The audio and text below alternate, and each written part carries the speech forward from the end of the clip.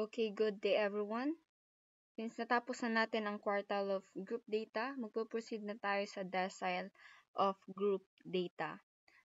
At kapag sinabi nating decile, these are those values that divide the total frequency into 10 equal parts. These deciles are denoted as d sub 1, d sub 2, d sub 3, d sub 4, d sub 5, d sub 6, up to d sub 9.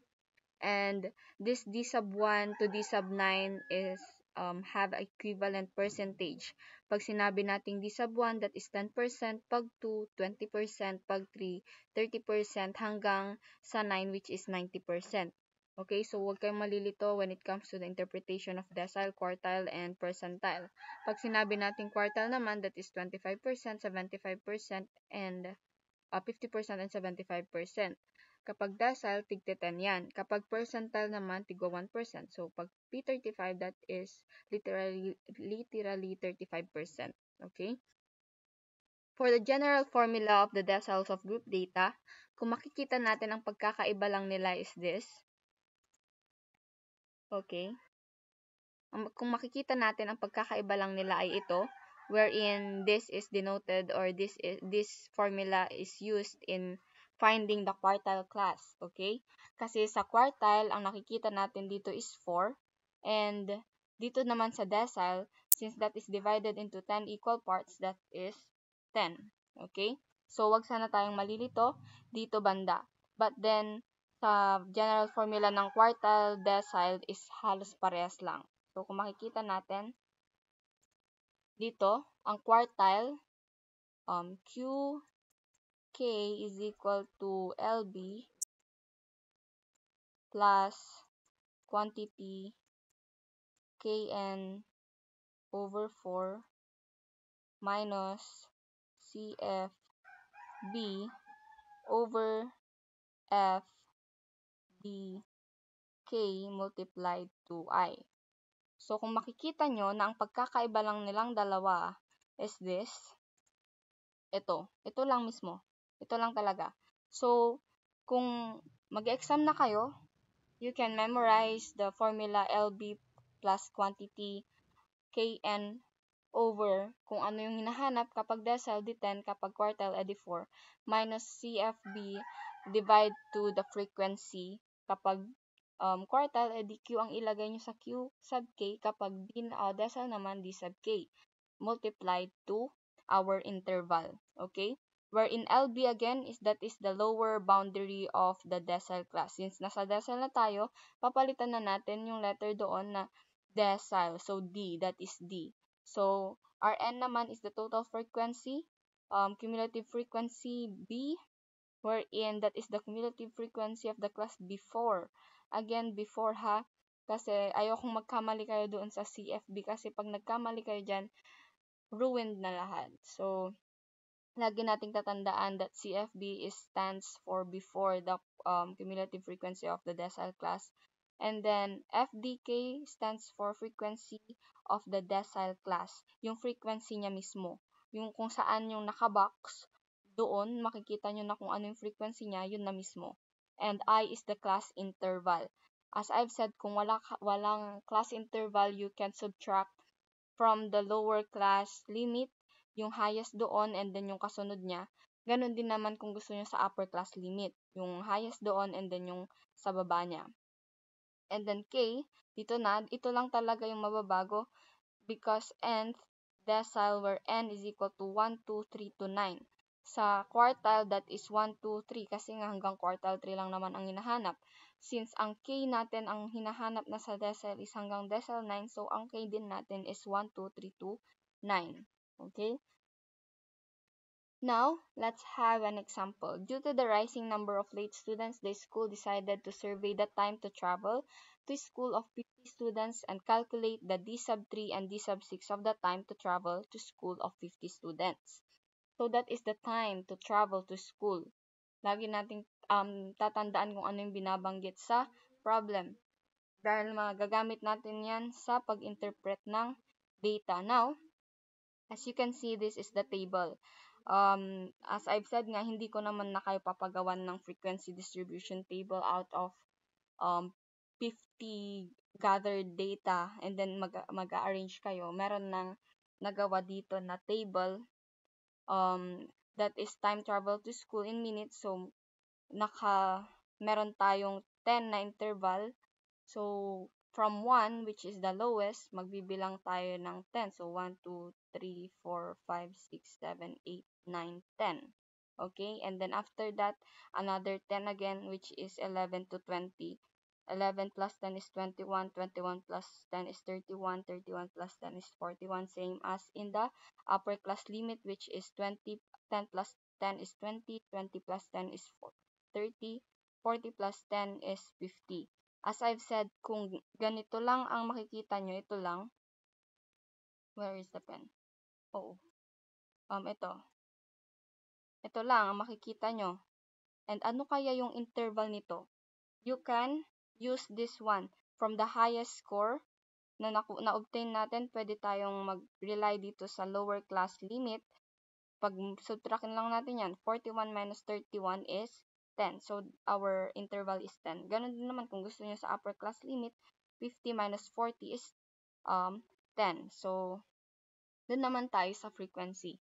So, nagawa na yan using tally and naka-formulate na ng frequency. Okay? So, meron daw 8 estudyante na nagsasabi na ang time travel nila is 1 to 10 minutes. Meron namang 14 na students na nagsasabi ang time travel nila is 11 to 20 minutes. May 12 na estudyante na nagsasabi na ang time travel daw nila papuntang eskwelahan ay 21 to 30 minutes. Meron namang 9 students na nagsasabi na ang kinukonsume nilang time sa pagpunta sa school, travel nila is 31 to 40 minutes. At may 7 na students na nagsasabing sila ay nagta-travel para makapunta sa school in 41 to 50 minutes. So, overall, students na na-survey nila is 50 students. Okay? Let's proceed now to the steps in calculating the decile, that is decile. And our step 1 is identify the value of the lower boundary and less than cumulative frequency. In short, complete the table. Okay? Complete the data in the table. And then sa step 2 is calculate the decile class and locate. Step 3 is list all the needed data. Step 4, calculate the value of the decile, interpret the data. So, ang masasabi ko lang is mag-ingat kayo dito sa step 2 kasi dito kayo magbe-base halos lahat, and sa step 1 kasi pag nagkamali kayo ng identification sa lower boundary and cumulative frequency, may iba na rin to. Same as the step 2. So, dito kayo, ito yung pinaka-crucial part. And sa list all the needed data, makikita naman na as long as na calculate and na-locate mo na ang decile class. Ganon din sa step 4. You can calculate the value of the decile using the calculator naman na. So, madali na lang yon. And then, last is interpret the data. So, sa interpret the data, lagi ko namang sinasabi na kapag decile 1, that is 10%, decile 2, 20%, up to 90%. Pag decile 9, okay? And, ang gusto ko lang talaga makita doon is the percentage, yung binabanggit sa problem, the less than or equal, and the final answer is correct. Okay? Now, let's identify first the value of the lower boundary and less than cumulative frequency. So, sa lower boundary, lagi kong sinasabi na we will be relying on the lower class limit. This is the lower class limit. Lower class limit. And this one, ito, bahin natin ng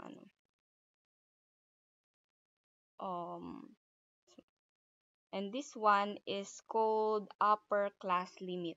Okay? And sa identify ng lower boundary, we will be relying on lower class limit. Ang tatandaan nyo na lang yung lower and lower. So, ayan. So, 1 minus 0.5, that is 0.5. 11 minus 0.5, that is 10.5. 21 minus 0.5 is 20.5. 31 minus 0.5 is 30.5, and 41 minus 4.5 is 40.5. As I've said, maraming ways in identifying the lower boundary. You can use this one. Ito, mag-a-add ka ng 0.5 at yun yung magiging sagot sa second class. Ito naman, mag-add ka ng 20.5, yun yung magiging sagot. To 30.5, 30 plus 0.5, 40 plus 0.5, at yun yung magiging sagot. But then, as I've said, crucial ito kasi paano kapag ang nailagay mo dito is napunta mo dito? So, magiging 10.5, mali na lahat. So, I am suggesting and recommending everyone to use the lower class limit in identifying the lower boundary. Okay, now, proceed na tayo sa ating less than cumulative frequency. In identifying the less than cumulative frequency, we will be adding from the least or lowest score up to the remaining or up to the highest score. So, ang way natin dyan is copy the lowest frequency from the lowest score, which is 8, and then i-add natin doon sa susunod na frequency to get the answer here. So, 8 plus 14 is 22. 22 plus 12, that is 34.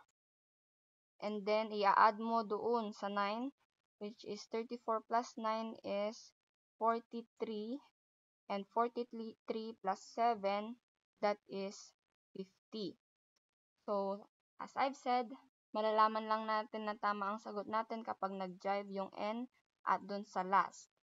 And, tatandaan din natin na may mga time na ang lowest ay nandito at minsan nandito. So, kailangan talaga nating maging maingat sa pagtitingin kung asaan yung lowest score. Minsan nandito, minsan nandito. Okay? Next, yan na ang ating lower boundary and less than cumulative frequency. Now that we completed the data in the table, we can now identify or locate the quartile class. Okay? And identifying and locating the decile class rather. So, our general formula is d sub k is equal to kn over 10. Since that is decile, 10 na po ang gagamitin natin. Pero kapag quartile yan, that is 4. Kapag percentile, that is 100. I hope na natatandaan natin yun lagi. So, since ang hinahanap is decile 3 and decile 6 at ang magpo-focus tayo muna sa decile 3, so our k is 3 kasi ang hinahanap dito ay 3. So, meaning, substitute natin siya ngayon dito since that is our k. So, 3n over 10 and 3 times 50 is 10 and magiging 150 over 10 siya. So, our d sub 3 will be 15. Okay? And now, after calculating, check na yan, ilolocate na natin siya ngayon doon sa table na ginawa natin kanina. So, that is decile 3 is equal to 15. So, kung hindi pa natin alam ulitin ko, that magbe-base tayo sa cumulative frequency. Dito tayo magbe-base ng location. So, this values is maximum or the endpoint. So, meaning that is 1 to 8, 9 to 22, 23 to 34, 35 to 43, and 44 to 50. Now, saan ngayon nakalocate ang 15th? That is nasa 22. Ngayon, yung nakabox dito, dito natin makukuha yung ating final answer. And ang gamit naman nito is nandito lang, nasa 11 to 20 lang nakapaloob yung final answer. So, kapag naging 21, mali na yung sagot mo. Pag naging 10, mali yung sagot mo. So, na-locate natin ang decile class and sa final answer natin later on, nakapaloob lang din siya sa 11 to 20. Okay? Now, we will list all the needed data. Since ang kailangan sa ating general formula is lower boundary, the decile class, Huwag nating kakalimutan na decile class lang po ito. So, hindi mo na kailangang ilagay na K, that is 3, tapos lagay mo ulit T. So, mahihirapan ka na nun. Ilagay mo na yung computed data kasi na-compute mo naman na siya kanina. Subtract to the cumulative frequency before the decile class and the frequency of the decile class and the interval. Now, in identifying the lower boundary, titignan natin sa may box. So, that is 10.5. Ang N natin is 50. Ang cumulative frequency natin before the decile class. As I've said before the decile class, minsan nandito yung lowest, right? Minsan naman nandito. So, titignan natin ng maigi kung nasaan ang lowest score at doon tayo magbe-base kasi before, that is before. So, before 22, merong 8. So, ang cumulative frequency natin before the decile class is 8 at yun ang ilalagay natin. Once kasi na nailagay mo is 22, mali na po lahat. And decile 3 class natin, that is 15. And our frequency frequency for the decile class is nasa box din po, which is 14. And our I, that is 10. Again, kapag hindi ulit natin makompute or hindi ko na ilagay yung I, we can calculate that using the lower class limit and upper class limit. So, punta lang tayo sa highest and yung kasunod niya, ipag-subtract lang natin. Makukuha na natin yung ating interval. Now that we completed the needed data, pwede na tayo mag-compute for the decile. So, in computing the decile class, lagay natin dito D sub 3. So, that is, our LB will be 10.5 plus our decile class, that is 15 minus 8 over the frequency, which is 14. So, ang masasabi ko lang is kapag mali yung nailagay mo sa cumulative frequency, may chance na negative ang magiging sagot mo dito. Kapag nag-negative, mali na po yun. And then,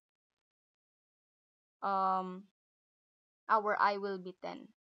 Okay, kasi dito, kapag mas malaki ito, magiging negative na ang sagot, di ba? So, titignan nating maigi. Now, in computing that, direct na natin sa ating calculator. So, 15 minus 8 over 14 multiplied to 10, that is 5. So, 10.5 plus 5 will be 15.5. And in interpreting the data, titignan lang natin kung ano yung equivalent ng D sub 3 and that is 30%. At ano yung binabanggit sa problem, students have travel time in school, and our final answer is less than or equal to 15.5. So, therefore, 30% of the students have a travel time to school less than or equal to 15.5. Yung 15.5, yun yung minutes. So, 30% daw sa mga estudyante ay nagta-travel ng 15.5 minutes from their home to school. Okay? And that is our interpretation. Now, you can pause this video and try to answer the decile 6 naman. Use the formula decile 6. So, ganun pa rin yung steps. Nagawa naman na natin yan, yung less than lower boundary, less than cumulative frequency. And, na-complete natin yan again and again and again. In computing the lower boundary, you will be relying on the lower class limit and you will subtract 0.5. So, ang 1 magiging 0.5, ang 11 magiging 10.5, ang 21 magiging 20.5, ang 31 magiging 30.5, and ang 41 magiging 40.5. Now, sa less than cumulative frequency, we will be relying on the frequency dito, and we will be adding from the lowest score frequency, and add it to the next class, and the total will be added to the next class, and so on and so forth, hanggang sa makuha natin ang ating total, which is 50. Pag nag-jive yan at ito, and then your less than cumulative frequency is correct. So, copy the frequency of the lowest score, 8, add it to the next class which is 14, at ang nakuha natin ay 22. Now, 22 plus the next frequency is 12, so magiging 34. 34 plus 9, that is 43, and 43 plus 7 will be 50. Now, in calculating and locating the decile class, we will be using the general formula d sub k is equal to kn over 10. Again, pag decile 10 at ang k ay yun yung hinahanap natin. Since decile 6 ang hinahanap natin, ang k natin is 6. So, just substitute it in the formula. So, kn over 10, 6n over 10, and our n is equal to 50. So, 6 times 50 is equal to 10. Now, 6 times 50, divided to 10. 6 times 50 is 300 divided to 10, and makukuha natin is 30, yes. And in locating the frequency, in locating the decile class, titignan ulit natin kung saan nakapaloob. So, ang 8, that is the maximum. So, 1 to 8. 22 is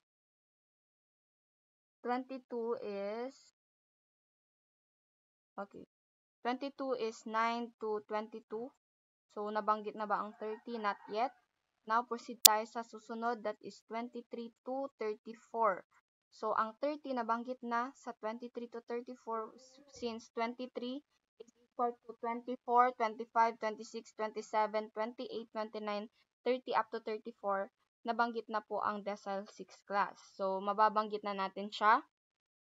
Nabanggit na natin siya, so malolocate na natin siya. So, ang decile 6 natin ay nasa 34.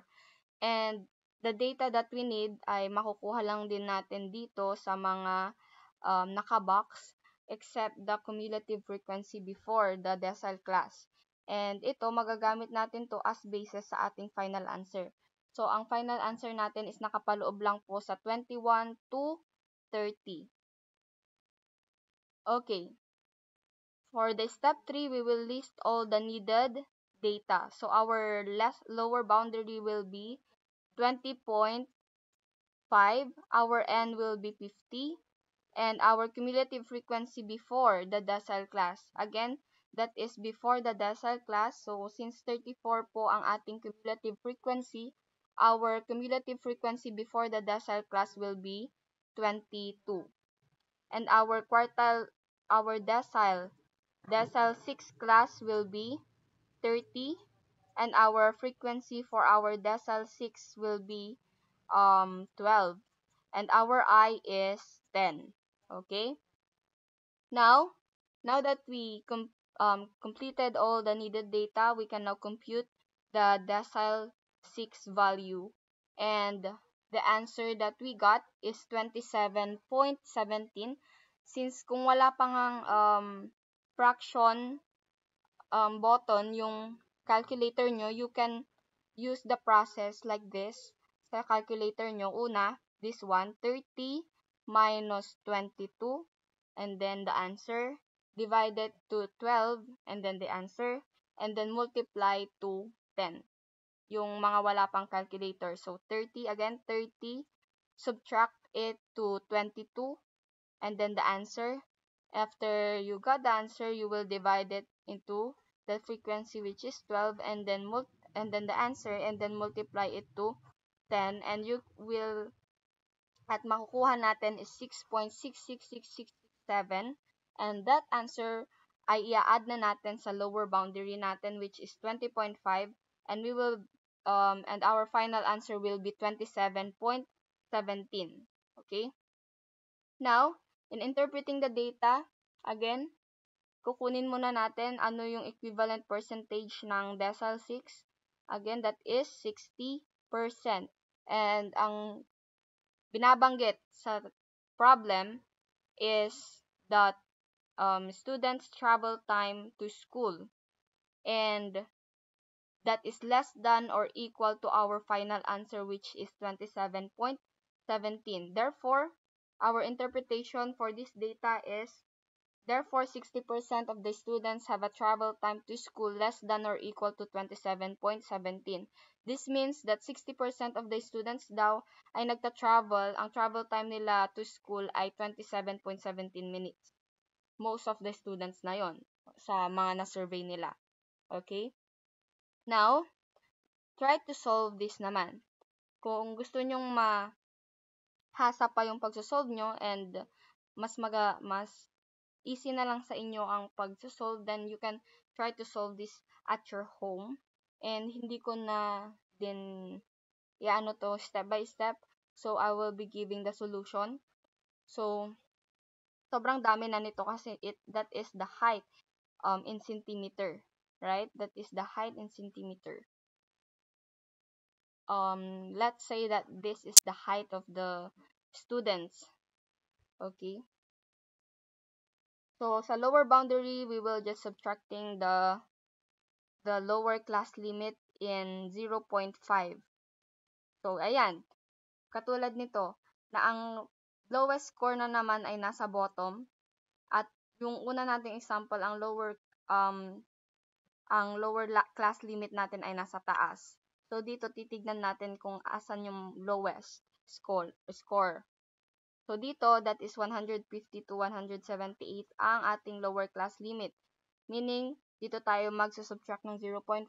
So, 150 minus 0.5, that is 149.5, same as the 154. So, 153.5, 157.5, 161.5, 155.5, 170.5, 169.5, 173.5, and 177.5. And for the less than cumulative frequency, we will be relying on the frequency here. So, baka malito kayo since ito yung maliit na frequency, hindi po yan yung pagbebasean natin. Ang pagbebasean po natin is the lowest score, which is 150 to 153. So, we will be copying 10. I-add natin sa 11 to got, and makukuha natin 21. 21 plus 12, that is 33. 33 plus 46, that is 61. And 61 minus, plus 17 is 78. 78 plus 14 is 92. And 92 plus 8 is 100. So, 100 students ang kanilang sinurvey and nag-drive siya sa ating N. Now, ito na yung solution for the location. So, kung D-sub 4 mo na yung sinolve nyo, that this is the location, which is 40th. And pag D-sub 8, that is 80th. So, we will be, yung D-sub 4 natin, 40th. So, nakapaloob siya dito sa 46. Since sa 33, that is 22 to 33. Hindi pa nababanggit yung 40. But in 46, that is 34 to 46. So, nabanggit na. And the 80th is nasa 92. Since 78 is kulang pa ng dalawa para maging 80. So, that is 62 to 78 lang. So, hindi pa na yung 80. But sa 92, na-meet na yung 80 kasi 79 to 92. Okay. And the given data for D-sub 4 is this one. So, the lower boundary will be 161.5. Our N is 100. Our cumulative frequency before the decile class. So, that is before. So, titignan natin kung asan yung before 46 and that is 33. Our frequency for the decile class is 13, nasa box. And our I is 4. And our decile class is 40. Now, for the decile 8 naman, ang ating lower boundary is 173.5. Our N is 100. Our cumulative frequency before the decile class is 78. Since yung 92 ang ating cumulative frequency, ang cumulative frequency natin before the decile class is 78. And our frequency is nasa box, which is 14. And our I will be 4. And our decile class is 80. After computing all of that, after listing all of the data, makukompute na natin kung ano yung decile class natin. So, our D sub k is equal to lower boundary plus the decile class minus the cumulative frequency before the decile class divided to the frequency of the decile class multiplied it to the interval. So, substitute lang natin sa decile 4, 161.5 plus 40. That is our decile class. And minus 13, which is our, 33. Over 30, that is minus 33. And divide it to 4. So, 161 ang makukuha natin ay 169.81. So, I don't know if nagkamali ako dito sa part na to. But then, paki-check na lang ng maigi kung tama itong 169.81. This is 33. This is 33. Okay? Therefore, 40% of the grade 10 girls have a height less than or equal to 169.81. So, ang nasa problem pala, I forgot to put the problem there that is grade 10 girls have a height less than or equal to 169.81 centimeter. And for the decile 8 naman, same lang, just complete the needed data and substitute it to the general formula, and you will get we will get 174.07. Therefore, ang equivalent ng decile 8 is 80%, and ang binabanggit sa problem is grade 10 girls height and less than or equal to, and our final answer is 174.07. Therefore, 80% of the grade 10 girls have a height less than or equal to 174.07. Okay. Now that we finished, I hope that you understand well the lesson. Magkakaroon tayo ng activity, assignment, and activity. But then, para maging masaya naman ang gasta nyo, I will be sending this one na lang. Yung assignment na lang siguro yung gagawin natin. And this activity is pang-enrichment na lang ulit siguro natin for or review na lang natin next meeting. Okay? So, ang sasagutan natin for today is the assignment. So, that's all.